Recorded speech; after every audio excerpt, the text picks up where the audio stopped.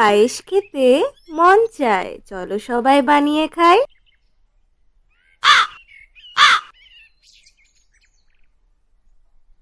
ইস রে, অনেক বেলা হয়ে গেল। তাড়াতাড়ি করে বাসি উঠোনটা ঝাড় দিয়ে দিই, মা তো আবার পুজো করতেও আসবে।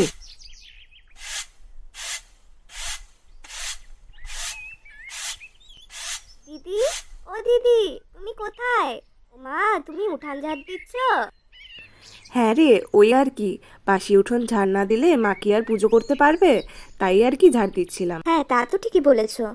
ও দিদি, দাও না, আমি করে দিচ্ছি, আমি হেল্প করে দিচ্ছি তোমাকে। হাট পাগলি মেয়ে, নতুন বউ কি এবার ঝাড় দিবে? তোকে কিছু করতে হবে না। আমি সবার জন্য জলখাবার বানিয়ে দিয়েছি।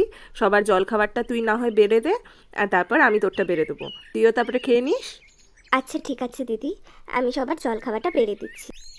তুই নতুন বউ, তাহলে তুই একটা কাজ কর, তুই মিষ্টি দিয়ে শুরু কর। সবাইকে মিষ্টি বানিয়ে খাওয়া, কেমন? তা একদম বন্ধ বলনি।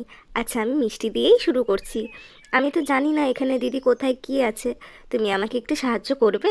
একটু দেখিয়ে দাও না, আমি শুধু মিষ্টিটা বানিয়ে নিচ্ছি তারপর। আচ্ছা আচ্ছা, দাঁড়া, আমি তোকে সমস্ত আয়োজন করে দিচ্ছি, তারপরে তুই বসে পায়েসটা বানিয়ে নে।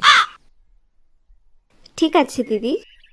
এই নে রে ছোট, সব হয়ে গেছে। আরও কিছু লাগলে আমাকে বলবি, আমি করে দেবো। এবার তুই তাড়াতাড়ি করে বসে পায়েসটা করে ফেল।